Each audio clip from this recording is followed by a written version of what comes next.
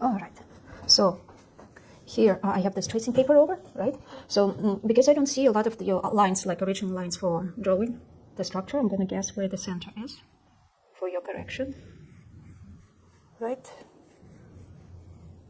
So somewhere in here is your center.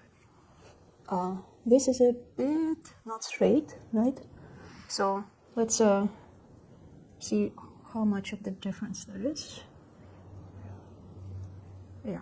So it was pretty much straight up and down, right? The cylindrical candle. Right. So what I would like to see I'm moving the center line just a little bit more this way, based on how I measured it to be half and half.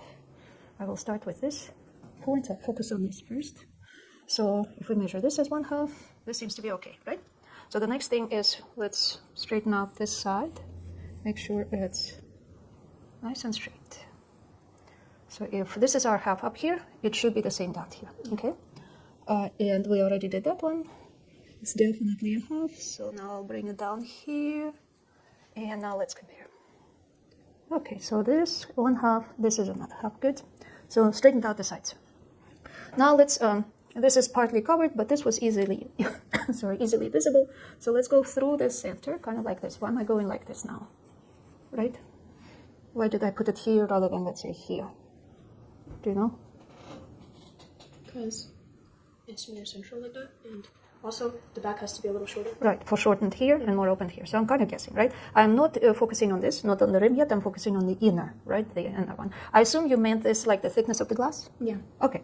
So if this is the thickness of the glass, then the inner rim will be all inside like that, right? And the outer will be slightly outside. So let's do that. So let's focus on the inner rim, except that it seems to be extending and hitting the side, even your previous sides, like right in here, right? Rather than turning. So we need the outer edge of the rim come to this edge. And then inside the rim, the thickness of the glass has to form inside. See? So this line has to completely be ignored at this point. So we'll say that this is the actual outer rim. And let's straighten out our elliptical. This is more, this is less. Maybe it was like that. Maybe it was a strong perspective like that. But just so it's not too extreme, I'm going to just lower this a bit. Okay? So I'll be focusing not on the upper portion of this line, but on the lower. Just so the perspective is not too out of whack. Okay? So now we can construct this. So this here looks good. This here looks good. We can keep that. Now we'll finish up this rim here, bringing it right to this intersection here, right?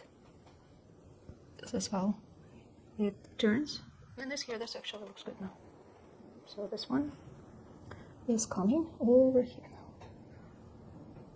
So again, if we focus more on the outer line, outer thickness of that line, touch down, start turning, it's a bit stronger turn here, right?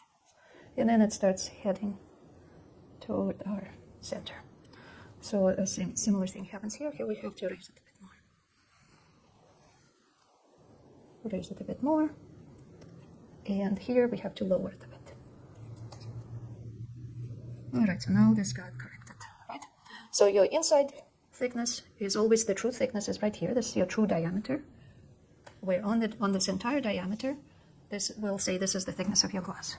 So because we're looking straight across at it. Where it's going to get foreshortened is the most foreshortening will be here, and the most foreshortening will be there, right? So if this is, let's say, 3/16 of an inch, right? Here it's got to be definitely shorter.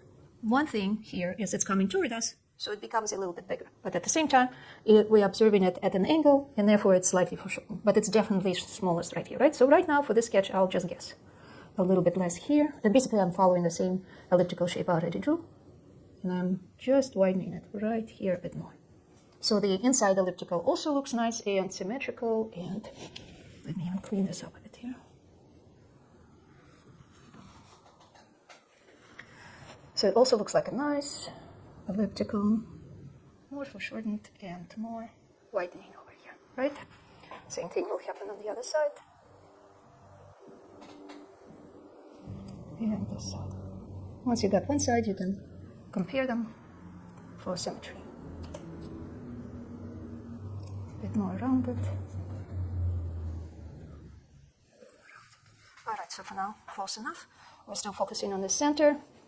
And it brings us down to here. So what is the problem here? I'll work on this one next. First it needs it to be wider, right? But then it also rather stops abruptly, like this is a little too angular. If this one is this open, that means you're looking quite a bit down, and this is the highest of the ellipticals, right? So that means the one on the bottom has to be even more curvy, even more open, which tells me that what you need to focus on when you're doing your next sketch like this is these corners here, to make it look like they're actually much more curvy. And look, if you imagine how this fits, you will see that if you continue with this trajectory, and if you continue with this trajectory, it opens up wider where it should be closing with the perspective, right? So that's what immediately gives it away. It's not enough curvature, which means that small candle, fairly close to you, we can basically do a strategic planning. If this opening is this much, right, we'll keep this bottom. If it's this much here, then it will be at least this much here and more, because we're looking slightly more down. Let's add this much, for example. And now we'll choose that as our bottom. You couldn't see the bottom very well, right? Because it's all filled with wax here. Okay. So then we have these intersections here and this intersection here. So that means that our elliptical has to do something like this. So it's okay here, just a little, not quite so fast, much more curvy, and then it touches down, and then it goes to the other side. How much does it go to the other side? How can we guess based on the practical application?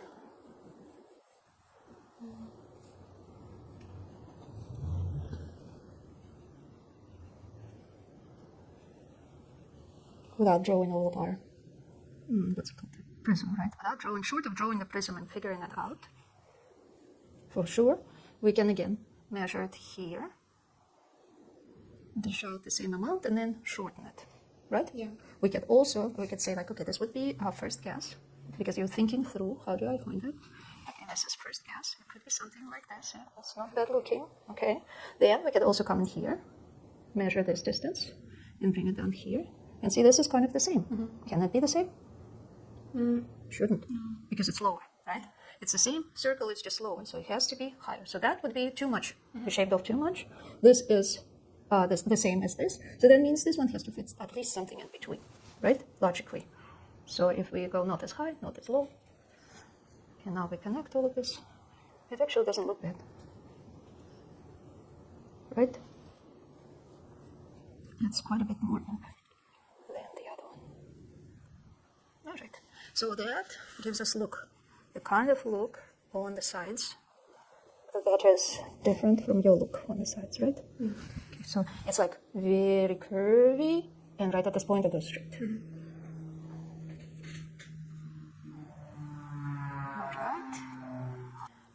All right, so here we go. We'll keep that, all good looking. So the wax inside, it was pretty flat and straight across, right? It didn't get misshapen. Okay, so we'll say that, okay, if you saw it right here, because we kept pretty much this and this, right? It's still your marks, so I'll trust that. So that means this curvature here has to be something in between this one and that one, right?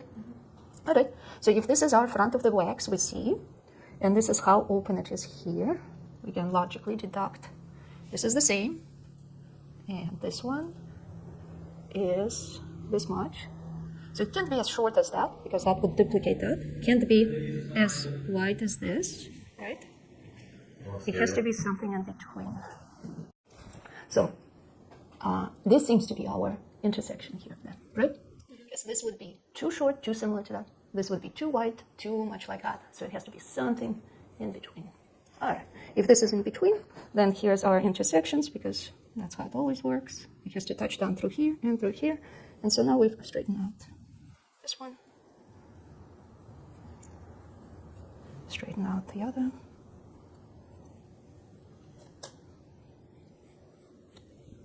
And another turn. Now where are we gonna come in there, right? So again, same thing. We can measure this, lay it out here, and say, okay, this would be too much the same. It can't go as short as that one. So it can't go as short as that. Did I measure it fine? Okay, from this center to here, right.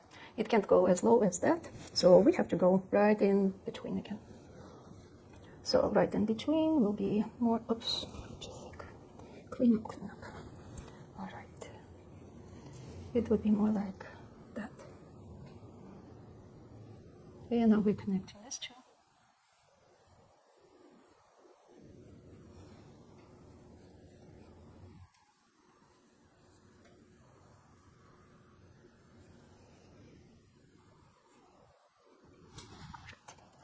So we can lighten this up through here. Don't need that to see that so much. We can lighten these lines as well. First, like make sure that they're proper looking, and then just lighten this up, so they don't like come forward too much, as well as here. And you can sharpen that. Make sure that it looks nice and dark, thick, it's closest to us, right?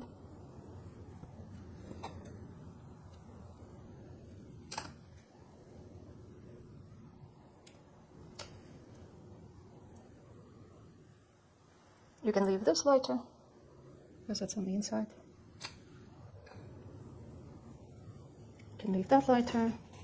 And just for yourself, so you remember that was a wax candle, for example, you can darken this whole thing just a little bit. Just give it a one little sketchy value, right? So that's your separation.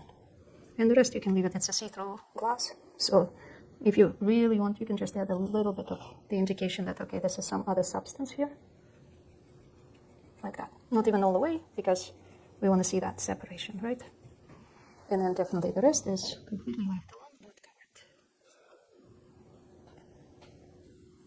So in the construction sketches like this, when you're starting the whole construction, it's totally fine to add a little bit of indication of either the rotation. If it was a solid, you could add that the shadow would be forming here, and that's the rotation. And your lines generally go with essentially with the elliptical, right?